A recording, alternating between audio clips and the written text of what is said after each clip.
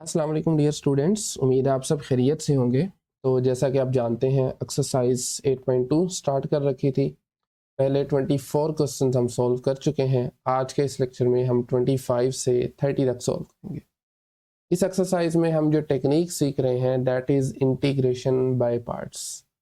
सो अगर आप स्टेटमेंट को रीड करें क्वेश्चन नंबर 25 से 30 तक, तो हमें इसमें एवेल्यूएट करना है इंटीग्रल्स को by using substitution prior to integration by parts. तो सब्स्टिट्यूशन की मदद से करना है। ऑल्दो विदाउट सब्स्टिट्यूशन भी किया जा सकता है, लेकिन चूंकि उसने स्पेसिफिकली मेंशन कर दिया है तो फिर हमें सब्स्टिट्यूशन मेथड को ही यूज़ करना है। वापस आए इन फॉर्मूलाज को देख लें। तो वैसे तो मैं पहले भी एक्सप्लेन कर चुका हूँ। तो this is integration by parts formula. You of x given है और वी का डेरिवेटिव गिवन है, तो ये फॉर्मूला यूज़ करते हैं। इसी की डिफरेंशियल फॉर्म देखें, डिफरेंशियल वेरिएंट, तो वो कुछ इस तरह से है।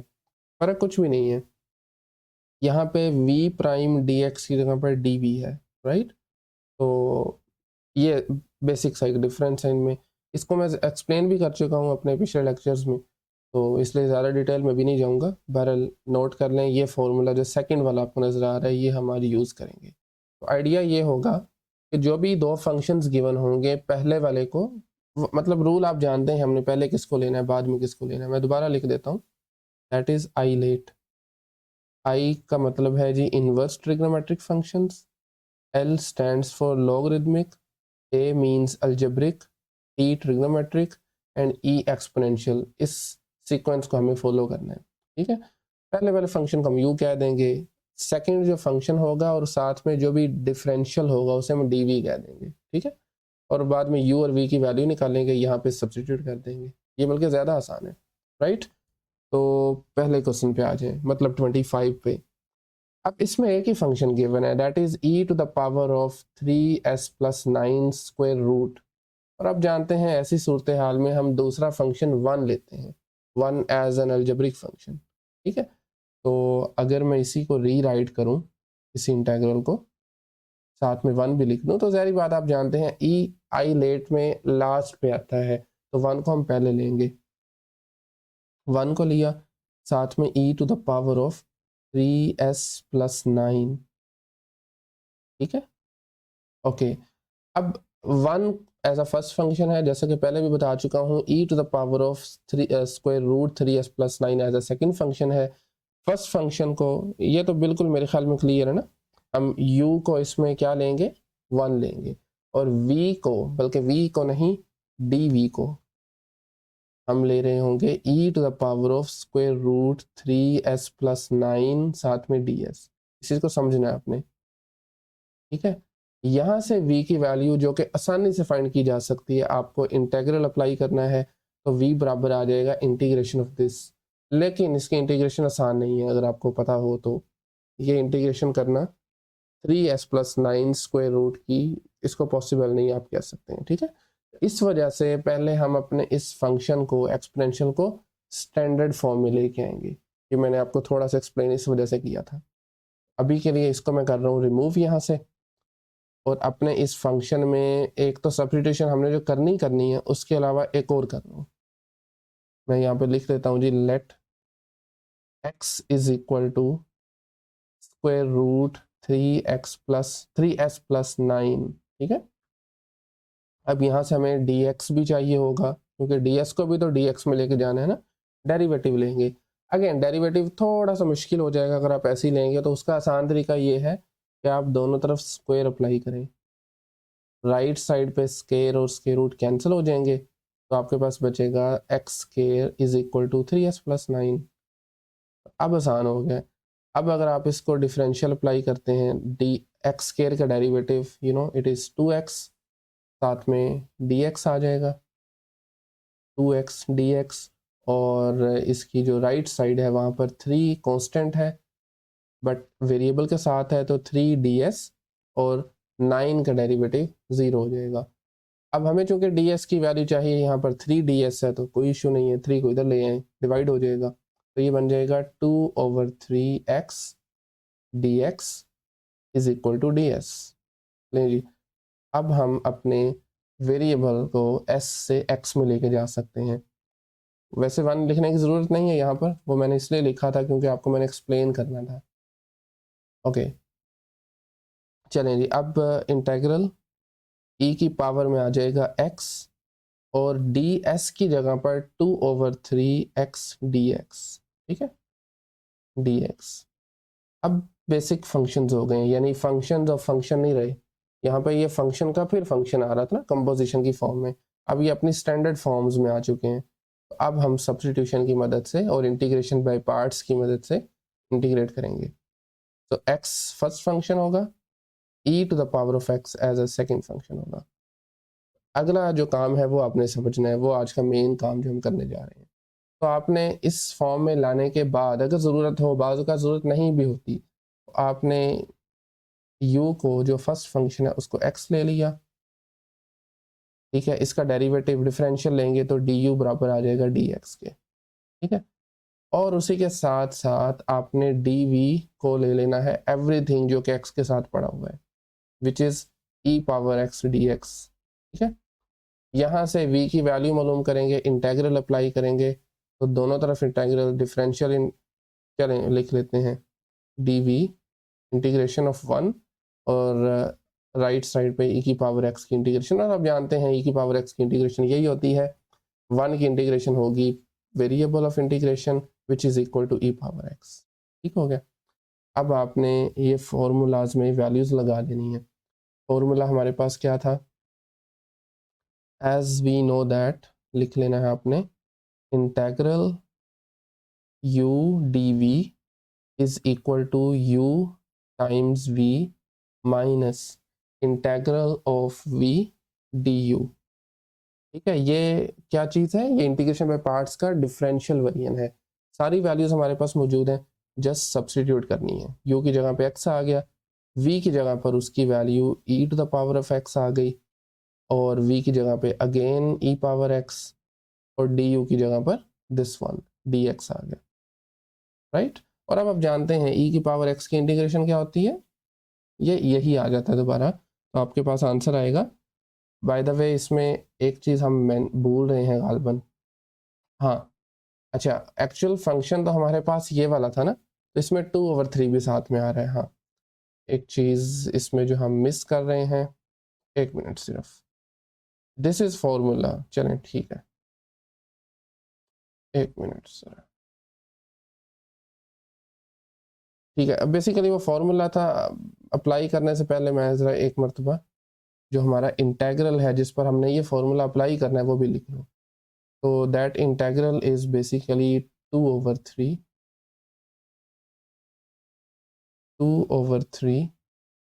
Integral x e to the power of x dx। तब राइट साइड पे 2/3 भी साथ में आएगा, 2/3 के साथ सारा कुछ आ जाएगा, ठीक है, ब्रैकेट में 2/3, और बाकी को आप ब्रैकेट में ले आएंगे। ओके, अच्छा जी, अब 2/3 एज इट इज़ कॉन्स्टेंट है। आगे आपके पास x e to the power of x, और जैसा कि आपको बता चुका हूँ इसका इंटेग्रल एग्जैक्टली यही होता है, e की पावर x, और साथ में बाहर इंटीग्रेशन कांस्टेंट सी आ जाएगा, ये इसका आंसर है। अच्छा, अब आपका एक्चुअल क्वेश्चन जो था वो s में गिवन था, तो आपने री सब्सटीट्यूट करना है। x की वैल्यू √3s+9 हमने दी थी स्टार्ट में, तो ये वापस इसमें लगा दें, ठीक है। तो फाइनली जो हमारा आंसर बनेगा that would be 2/3 √3s+9, and then e की पावर में भी √3s+9, and then minus e to the power of √3s+9, और उसके साथ में इंटीग्रेशन कांस्टेंट c ले ली। This is the integration using integration by parts and substitution. Okay, question number 26 पे आ जाएं। अच्छा, इसमें ऐसा हमें काम करने की ज़रूरत नहीं है, उसकी वजह भी सादा सी है। दो फंक्शंस गिवन हैं, दोनों अलजेब्रिक हैं, हम x को एज अ फर्स्ट फंक्शन ले लेते हैं, चलें, और ये जो सेकंड वाला है इसको एज अ सेकंड ले लेते हैं। जैसा कि आप जानते हैं हमें u को ले लेंगे x, u is equal to x, और du मेरे ख्याल में बिल्कुल सिंपल है, डिफरेंशियल आ जाएगा dx, और उसके साथ में डी वी। अब मैंने डी वी ये क्यों लिया square root of 1 minus x, क्योंकि इसकी इंटीग्रेशन मुझे पता है पॉसिबल है, ठीक है ना, इंटीग्रेशन पॉसिबल है इस फंक्शन की। तो v मालूम करने के लिए हम इंटेग्रल अप्लाई करेंगे, स्क्वायर रूट की जगह मैं लिख रहा हूँ पावर 1/2 जो कि इसी की एक्सपोनेंशियल फॉर्म है। और अब आप जानते हैं इसमें हम कौन सा रूल अप्लाई करेंगे, इस पर हम पावर रूल अप्लाई करेंगे, लेकिन पावर रूल अप्लाई करने के लिए इनर फंक्शन का डेरिवेटिव साथ होना चाहिए, और वो भी कोई मसला नहीं है। इनर फंक्शन का डेरिवेटिव आ रहा है नेगेटिव, ठीक है, तो हम बाहर नेगेटिव लगा दें और इस पे पावर रूल अप्लाई करते हैं। वेरी सिंपल, 1 माइनस एक्स की पावर 3/2 डिवाइडेड बाई 3/2, ठीक है।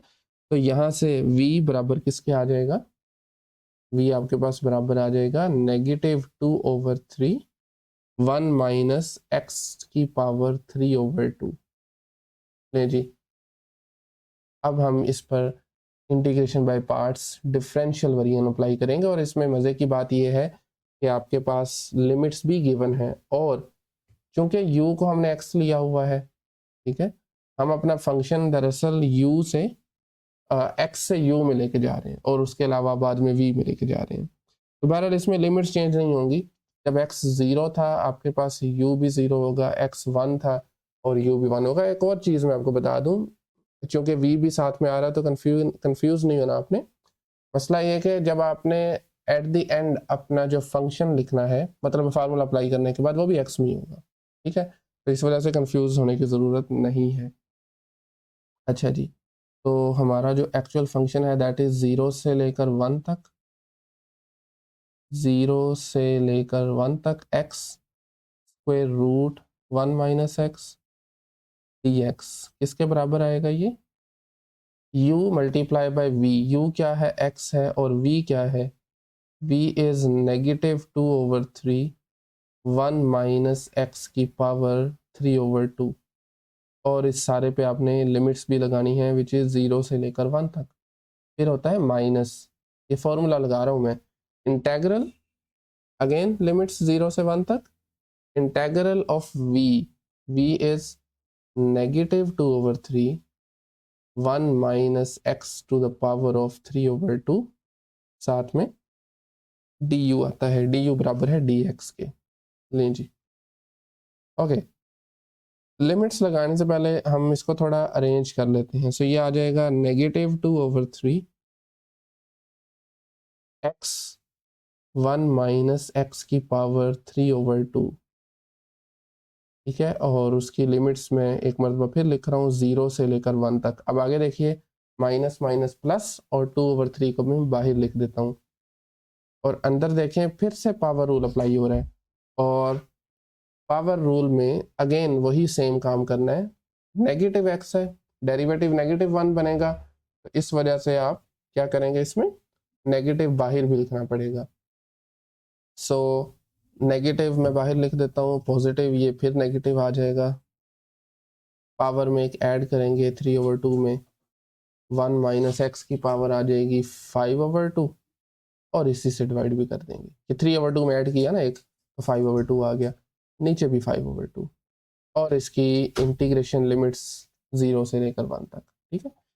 अब आप इसमें अप्लाई कर सकते हैं लिमिट्स ऑफ इंटीग्रेशंस, -2/3 बाहर, पहले 1 लगाएंगे तो 1 मल्टीप्लाई बाय 1 माइनस 1 पावर 3/2, फिर लोअर लिमिट लगाइए, x की जगह पर 0, 1 माइनस 0 की पावर 3/2, ठीक है। इसी तरीके से नेक्स्ट देखें, 2 ऊपर जाके इस 2 से मल्टीप्लाई हो जाएगा, 5 और 3 आपस में मल्टीप्लाई हो जाएंगे, तो ये आपके पास बनेगा -4/15, ठीक है। अगेन लिमिट्स ऑफ इंटीग्रेशन लगा रहा हूँ मैं, सो अपर लिमिट इज 1, ये आ गया 1 माइनस 1 की पावर 5/2 माइनस 1 माइनस 0 की पावर 5/2, राइट। सी इसमें ऐड करने की जरूरत नहीं है, आप जानते हैं डेफिनेट इंटीग्रल में सी नहीं लगाते।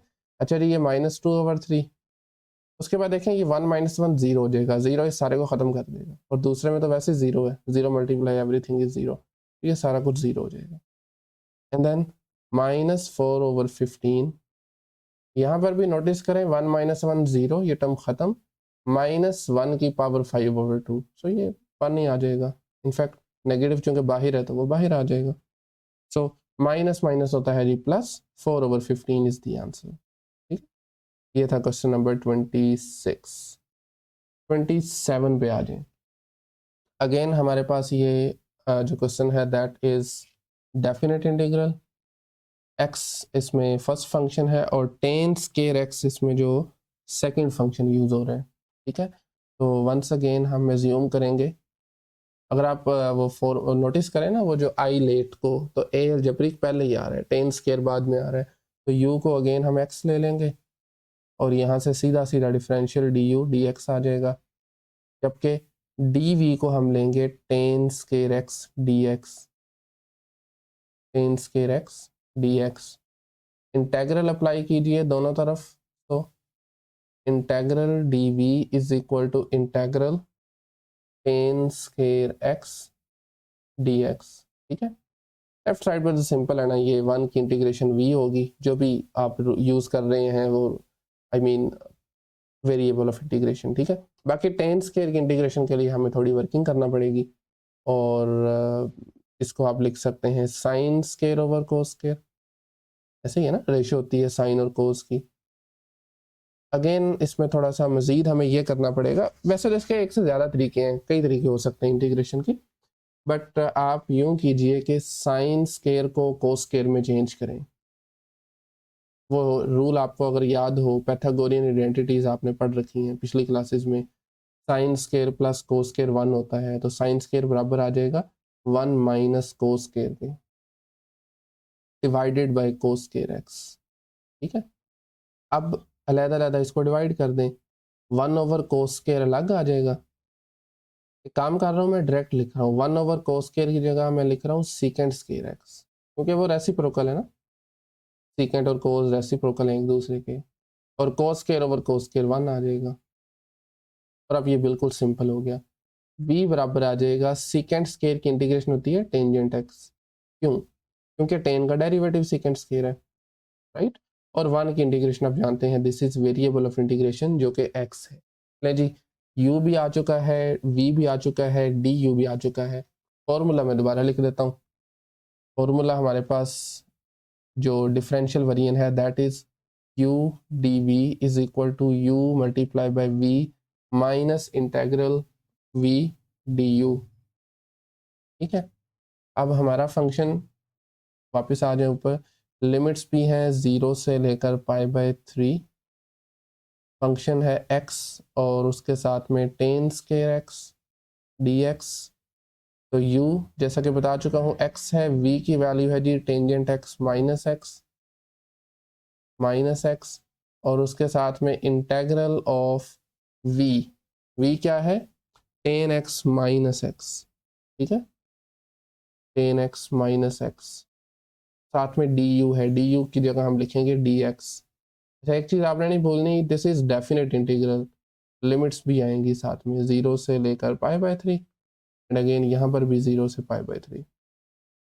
ठीक है, अच्छा जी, अब आप यहाँ पर लिमिट्स लगा दें, सो x की जगह मतलब upper limit π/3, tangent π/3 minus π/3।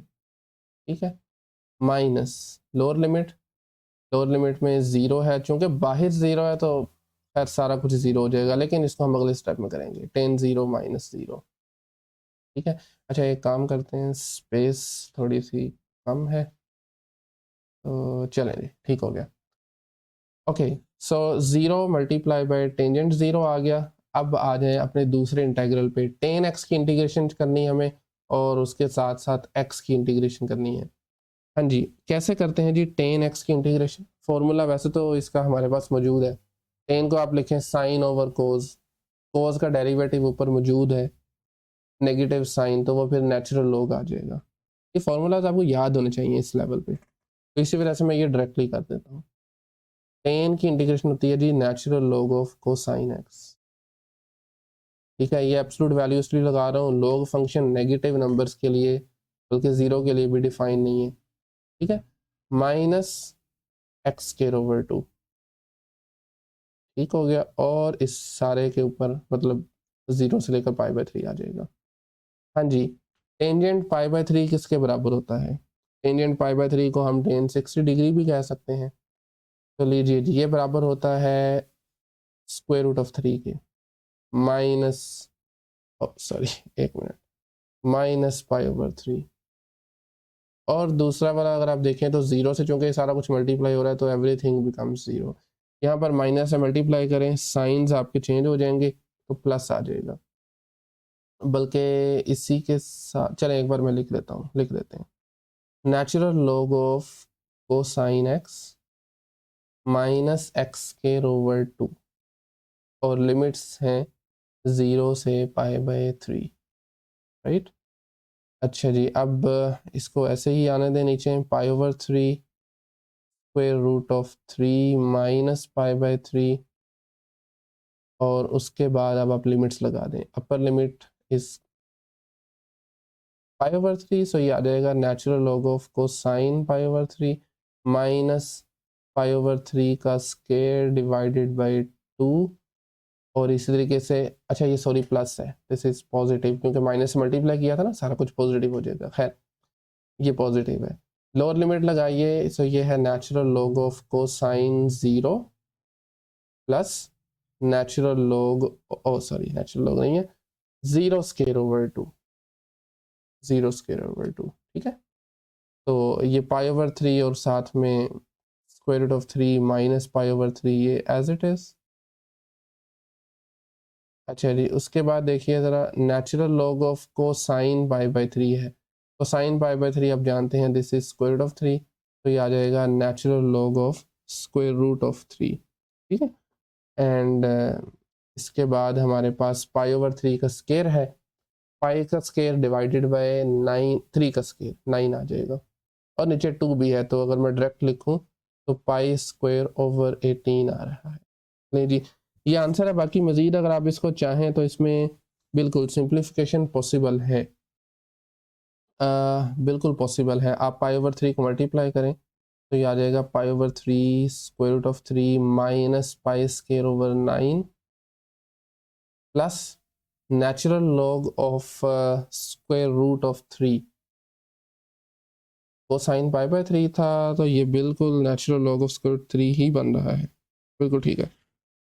Okay, सो यहाँ से इसको ऐसे ही लिखा रहने दें, प्लस π²/18 आ गया। अब π²/18 माइनस π²/9, बस इनको आप सिंप्लीफाई कर लें। सो π/3 √3, ठीक है, और उसके साथ साथ हमारे पास आ जाएगा नेचुरल लॉग ऑफ √3, ठीक है, एंड देन π² प्लस 18। आप जानते हैं ना, जब भी ऐसे मतलब प्लस माइनस करना होता है, डिनोमिनेटर सेम करना होता है, तो डिनोमिनेटर सेम करने के लिए इसको 2 से मल्टीप्लाई डिवाइड करें, तो ये बन जाएगा -2π²/18। ये है पॉजिटिव 2π², तो 1 में से 2 माइनस करें, माइनस का 1 बचता है, तो ये आ जाएगा -π²/18। नहीं जी, दिस इज द आंसर, ठीक हो गया। All right, so question number 28, थोड़ी सी स्पीड भी तेज करते हैं। This is natural log of x plus x², right. इसमें भी आपको सबसे पहले नेचुरल लॉग है, साथ में 1 को आप एज अ सेकेंड फंक्शन ले सकते हैं, तो ठीक है। Let u is equal to natural log of x plus x², और यहाँ पे du डिफरेंशियल निकालने के लिए नेचुरल लॉग का डेरिवेटिव होता है जी 1 over argument x plus x² इस केस में है, और साथ में फिर डेरिवेटिव इसका आर्ग्यूमेंट का, वो बन जाएगा dx, x का डेरिवेटिव dx, और x² का आ जाएगा 2x dx, ठीक है। मज़ीद अगर आप इसको थोड़ा रीअरेंज करें तो du बराबर आ जाएगा, ऊपर से dx को मैं फैक्टर आउट कर रहा हूँ, बाकी बचा 1 plus 2x divided by x plus x², और उसके साथ में dx आ जाएगा, ठीक। और उसके साथ dv बराबर आएगा 1 multiply dx 1 multiply D x, ठीक है ना, 1 लिखने की जरूरत नहीं है। और इंटेग्रल अप्लाई करें v बराबर x क्या आ जाएगा। नहीं जी, अब आप अप्लाई कर सकते हैं अपना इंटीग्रेशन बाय पार्ट्स का formula, differential variant, natural log of x plus x square d x. जैसा कि आप जानते हैं this is equal to u multiply by v, ठीक है। तो v क्या है, x है, और u क्या है, u ये पड़ा हुआ, this is natural log of x plus x square. तो x multiply natural log of x plus x square minus integral v, और du आ जाएगा, du बराबर है 1 प्लस 2x, और नीचे है x प्लस एक्स स्क्वायर। एक काम मैं यहीं पे कर रहा हूँ, x प्लस एक्स स्क्वायर में x को मैं कॉमन ले रहा हूँ, फैक्टर आउट कर रहा हूँ, ठीक है। सो ये आ जाएगा x multiply by 1 plus x, ठीक है, और उसके साथ में dx आ गया। ये x और x आपस में कैंसिल आउट हो जाएंगे, बाकी इंटेग्रल ही करना है, इंटेग्रल वैल्यूएट करना है बेसिकली। अगेन इंटेग्रल को वैल्यूएट करने के पहले भी बता चुका हूँ, एक से ज़्यादा तरीके हैं, तो क्योंकि ये एक इम्प्रॉपर फ्रैक्शन बन गया, पहले आप इसको प्रॉपर बना लें, डिवाइड कर लें। डिवाइड नहीं करना चाहते, एक और भी तरीका है, 2x को मैं लिख सकता हूँ x प्लस एक्स, लिखा जा सकता है ना। तो 1 plus x divided by 1 plus x लीजिए, ठीक है, और dx। अच्छा, इसको फिर भी मज़ीद इसमें हमें फर्दर कुछ चेंजिंग करना पड़ेगी। 1, हाँ ठीक है, बिल्कुल ठीक है। अच्छा, अब x natural log of x plus x square आ जाएगा, ठीक है। अब इस 1 प्लस एक्स में से 1 plus x over 1 plus x लिख सकते हैं ना, और उसके साथ में x ओवर 1 प्लस एक्स भी लिखा जा सकता है, ठीक है, और उस डी एक्स आ जाएगा। अब x ओवर 1 प्लस एक्स है, इसको again this is again an improper fraction, तो इसको भी हमें प्रॉपर करना होगा। तो उसको प्रॉपर करने के लिए अल्टीमेटली डिवाइड तो करना पड़ेगा डिवाइड। वैसे अगर आपकी प्रैक्टिस अच्छी है तो इसको बगैर भी किया जा सकता है उसके, डिवाइड किए। अच्छा जी, x multiply natural log of x plus x square. अच्छा, मैं एक बार चलो लिख देता हूँ, इंटेग्रल ऑफ 1 प्लस, अच्छा x over x plus 1 plus x को अगर मैं थोड़ा सा डायरेक्ट लिखने की कोशिश करूँ तो ये आपके पास आ जाएगा 1 प्लस, सॉरी ये 1 नहीं आएगा यहाँ पर, एक मिनट ज़रा, 1 माइनस, नीचे भी 1 प्लस एक्स आ जाएगा, ऊपर क्या आएगा, ऊपर आ जाएगा आपके पास 1 माइनस 1 ओवर 1 प्लस एक्स, बिल्कुल ठीक है। अच्छा, अब आपने ये नहीं कहना, अक्सर कमेंट्स आ रहे होते हैं कि ये कैसे किया, क्योंकि ये बेसिक काम है, 8-9 में आपने सीखा हुआ है। आपने करना क्या है, करना आपने यूँ है कि x को डिवाइड करना है 1 प्लस एक्स से, ठीक है। चलें कर देता हूँ, 1 को मल्टीप्लाई करेंगे तो ये x plus 1 as it is आ जाएगा, साइन चेंज करें, x से कैंसिल, 1 -1 रिमाइंडर बचा, ठीक है। तो लिखते कैसे हैं, quotient 1 plus remainder which is -1, तो ये -1 आ गया, over divisor which is 1 plus x, ठीक है, कर ही दिया आपको मैंने। चलें, 1 प्लस 1 इज़ 2, तो ये x multiply natural log of x plus x square minus integral of 2 minus 1 over 1 plus x. अब तो मेरे ख्याल में ये बिल्कुल सिंपल हो गया है। 2 की इंटीग्रेशन इज 2x, चलें x multiply natural log of x plus x squared, 2 की इंटीग्रेशन होती है जी 2x, और 1 ओवर 1 प्लस एक्स की इंटीग्रेशन होगी natural log of 1 plus x. बाहर माइनस है, अंदर भी माइनस है, प्लस हो जाएंगे। तो लें जी, this is the answer, natural log of 1 plus x. क्योंकि ये इनडेफिनेट इंटीग्रल था, लिमिट्स नहीं थी, तो साथ में इंटीग्रेशन कांस्टेंट भी आ जाएगा, right. Okay, finally second last question है दिस इज, तो इस क्वेश्चन में साइन के साथ है नेचुरल लॉग ऑफ एक्स। हाँ, यहाँ पर आपको पहले नेचुरल लॉग ऑफ एक्स, क्योंकि साइन के एंगल में आ रहा है, अगर आप इसकी इंटीग्रेशन करने बैठ गए तो वो पॉसिबल नहीं होगी, इस वजह से पहले हमें नेचुरल लॉग को ख़त्म करना है। तो दो अजम्पशंस करना पड़ेंगी, दो सब बात सब्स्टिट्यूट करना पड़ेगा। एक बार तो हम x को ख़त्म करना चाह रहे हैं, तो आप कोई भी नया वेरिएबल इंट्रोड्यूस करवा दें। मैं z कह देता हूँ, let's say z is equal to natural log of x। ठीक है, इसका डिफरेंशियल भी चाहिए होगा, which is very simple, d z is equal to 1/x dx, 1/x dx। ठीक है, अच्छा अब चूंकि हम x z में लेके जा रहे हैं, x को मैं इधर लेके आऊँगा, डी जेड आ जाएगा। बट प्रॉब्लम यह है कि यहाँ पर x नहीं होना चाहिए, z का फंक्शन होना चाहिए, कोई इशू नहीं है। यहाँ पर z किसके बराबर है, नेचुरल लॉग के। अगर आप एक्सपोनेंशियल अप्लाई करें दोनों तरफ तो e की पावर z x के बराबर आ जाएगा। अब ये नहीं पूछना कि ये कैसे किया, क्योंकि बेसिक चीज़ है बिल्कुल। एक्सपोनेंशियल और नेचुरल लॉग एक दूसरे के इन्वर्स फंक्शंस हैं, तो अगर आप एक्सपोनेंशियल अप्लाई करेंगे तो लेफ्ट साइड पे पावर में आ जाएगा, राइट पे e और ln कैंसिल हो जाएंगे, x बचेगा बाकी। ठीक है, अब इस वैल्यू को ज़रा यहाँ पे लगा दें, तो ये आपके पास सॉरी x गायब हो गया था। ठीक है, x की जगह पर आ गया e power z dz and this is equal to dx। नहीं जी, अब हम अपने इस गिवन इंटेग्रल को x से u में लेके जा सकते हैं। ओरिजिनली ये था sine natural log of x dx, substitution के बाद ये बन गया आपके पास अच्छा e की पावर सॉरी सॉरी e की पावर जो है ना z, उसको मैं बाद में लिखूंगा, बाद में आ रही वैसे भी। Sine natural log of x की जगह पर z आ गया, और dx की जगह पर e की पावर z और dz आ गया। ले जी, अब इस फंक्शन को हमने इंटीग्रेट करना है, ये जो आप राइट साइड पे देख रहे हैं ना, अब वही काम जो पहले हम करते आ रहे हैं। u is equal to sine z, right. यहाँ से डिफरेंशियल अप्लाई करें, du is equal to sine का डेरिवेटिव होता है cos z and dz, right. और dv किसके बराबर है, e की पावर z।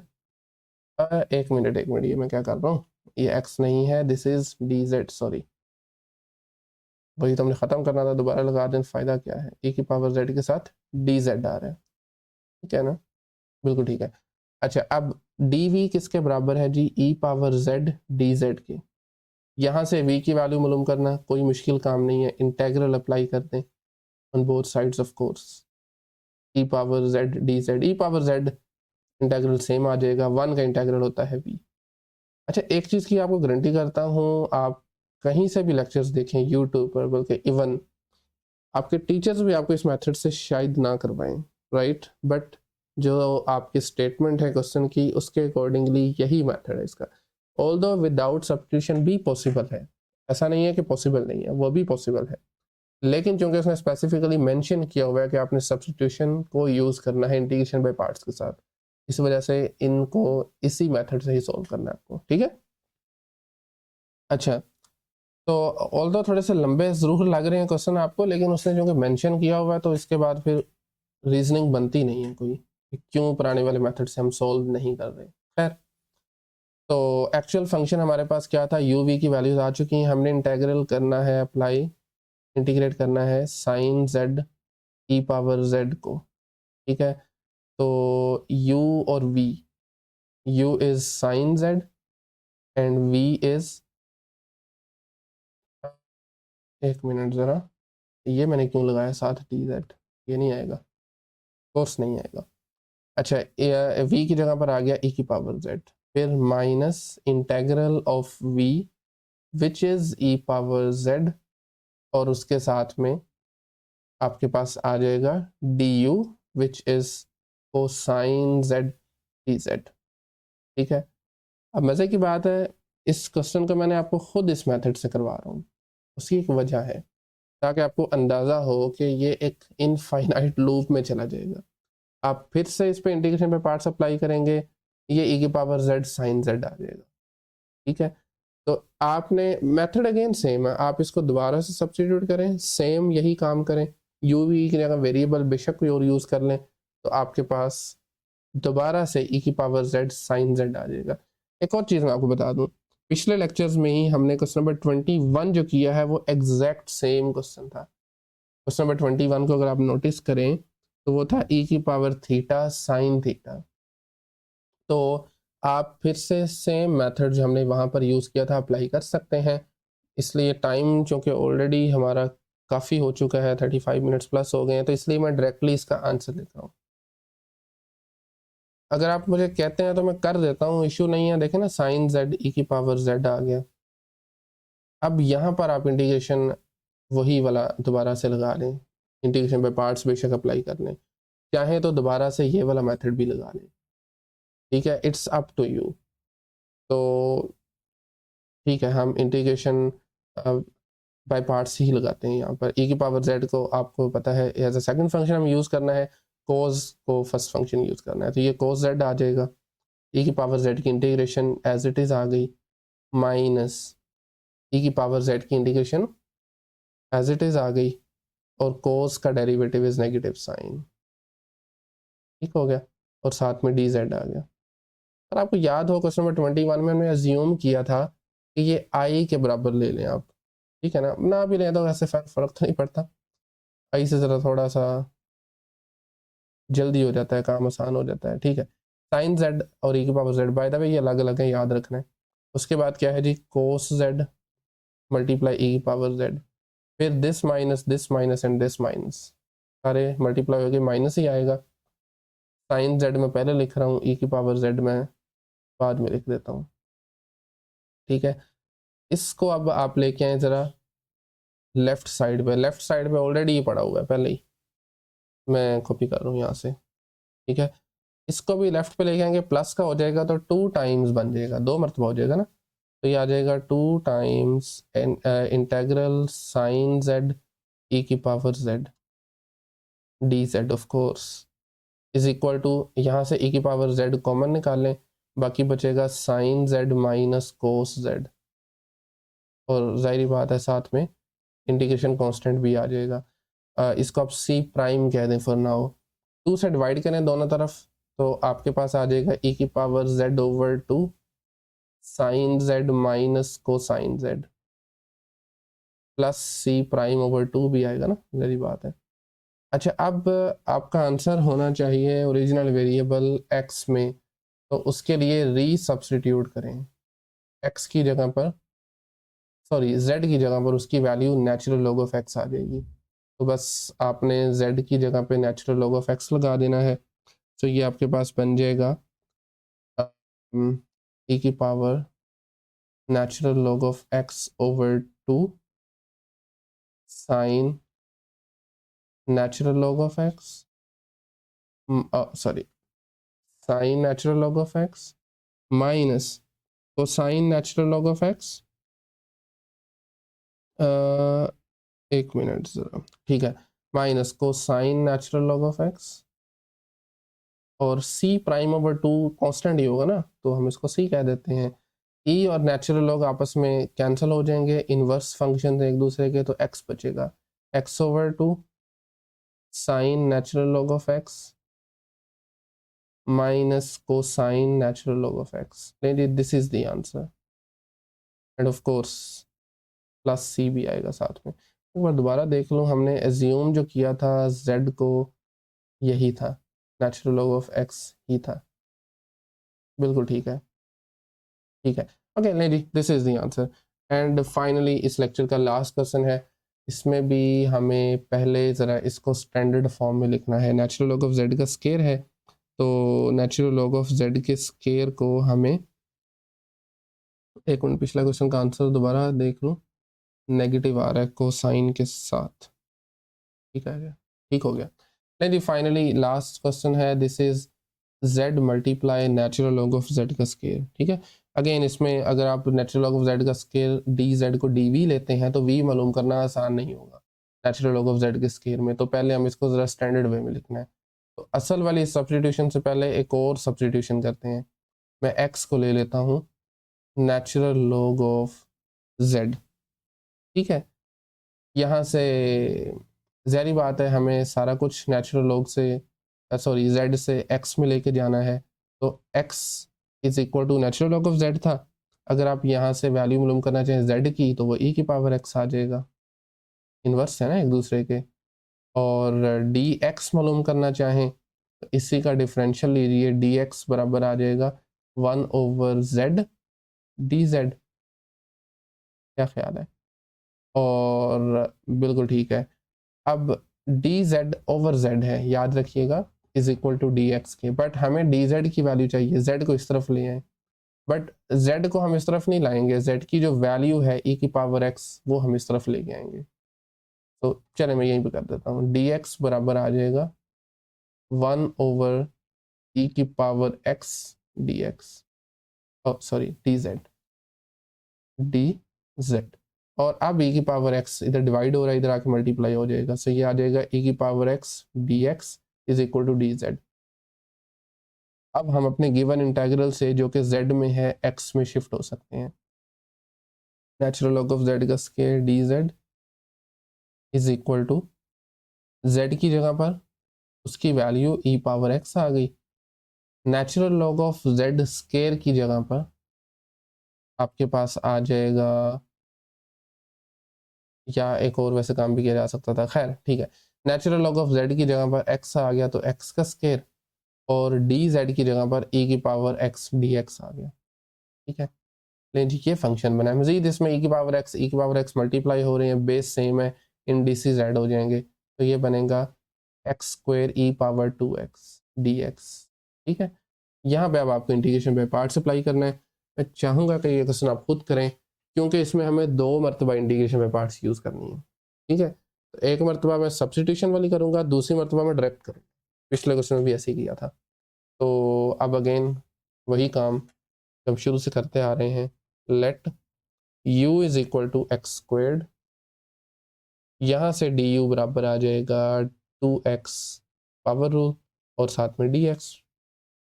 इसी के साथ साथ आप जानते हैं dv हम लिया करते हैं e की power 2x dx। Integral apply करें दोनों तरफ तो v बराबर आ जाएगा e की पावर 2x और नीचे पावर का डेरिवेटिव 2 आ गया।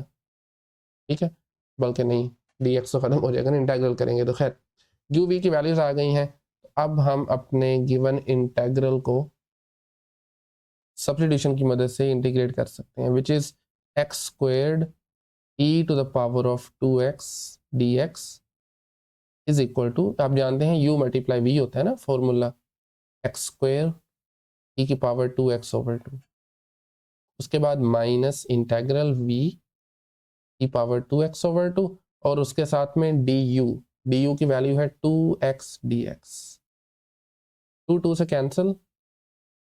और अब आपको अंदाज़ा हो रहा होगा यहाँ से एक मतलब फिर से अप्लाई करना है हमें इंटीग्रेशन बाय पार्ट्स।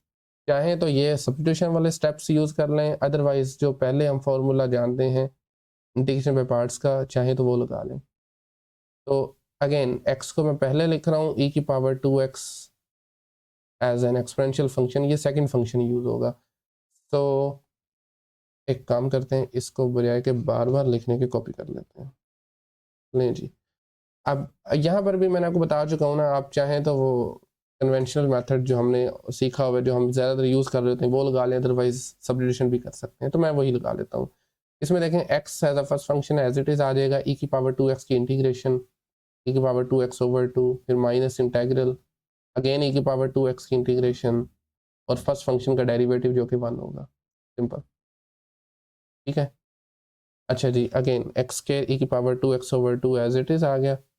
उसके बाद ये भी as it is x e की पावर 2x ओवर 2 माइनस ये 2 को बाहर लिख लें, और e की पावर 2x की इंटीग्रेशन फिर से e की power 2x over 2 plus c, that is the answer. Rearrange करना है इसको बस आपको, तो ये आ जाएगा एक्स स्क्वेयर्ड ओवर 2 e की power 2x minus x over 2, एक मिनट ज़रा, एक्स ओवर, अच्छा एक चीज़ हम भूल रहे हैं गालबन यहाँ से, नहीं ठीक है, अच्छा जी, एक्स ओवर 2 e की पावर 2x, और लास्ट पे माइनस माइनस प्लस 1/4 e की पावर 2x प्लस सी। e की पावर 2x को ज़रा फैक्टर आउट करें, बल्कि आप एक काम करें, e की पावर 2x के साथ साथ 4 को भी फैक्टर आउट कर लें।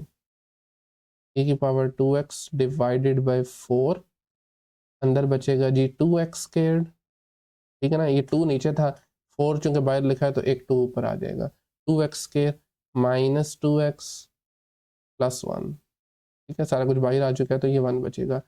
आपका यही आंसर है, बट एक छोटा सा काम ये करना है कि x की दोबारा से वैल्यू लगा देनी है natural log of z। Originally question z में था तो आंसर भी z में ही होना चाहिए। x की जगह पर नेचुरल लॉग ऑफ z आ जाएगा। थोड़ी सी वर्किंग करनी है यहाँ पर। वर्किंग से मेरी मुराद है कि लॉग की कुछ प्रॉपर्टी यूज़ करनी है। तो 2 multiply natural log of z का squared minus 2 multiply natural log of z plus 1 plus सी। अच्छा, बजाय कि मैं इसको यहीं पे करने के, मैं आपको ना अलग से कर देता हूँ थोड़ा सा काम, मतलब जो मैं वर्किंग करना चाह रहा हूँ, और उसको फिर हम डायरेक्टली यहीं पे सब्स्टिट्यूट कर देंगे। एक मिनट दें, हम थोड़ी सी स्पेस बना लें। लीजिए जनाब। अच्छा, अब यहाँ पर देखें ज़रा, ये जो e की power 2 natural log of z है, इसको हम लिखेंगे e की पावर, पावर रूल को यूज़ करते हुए लॉग का natural log of z square, ठीक है। ये इसके बराबर होगा, मुझे लिखना भी चाहिए था, एक मिनट ज़रा।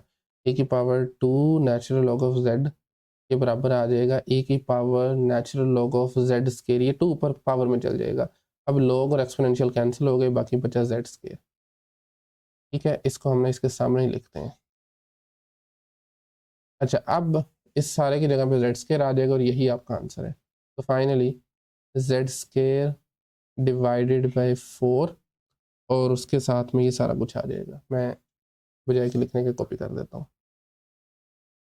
लें जी, this is the answer. 2 multiply by natural log of z square minus 2 times natural log of z plus 1, और उसके साथ में फाइनली इंटीग्रेशन कांस्टेंट c आ जाएगा, राइट। सो ये था क्वेश्चन नंबर 30। आज के लेक्चर को हम मेरे ख्याल में यहीं पे क्लोज करते हैं। नेक्स्ट लेक्चर में इंशाल्लाह हम 31 से ऑनवर्ड सॉल्व करेंगे। अगर इस लेक्चर में कोई क्वेश्चन क्यूरी हो तो ऑफ कोर्स कमेंट सेक्शन में आप पूछ सकते हैं, अदरवाइज मिलते हैं नेक्स्ट लेक्चर में। तब तक के लिए अल्लाह हाफिज़।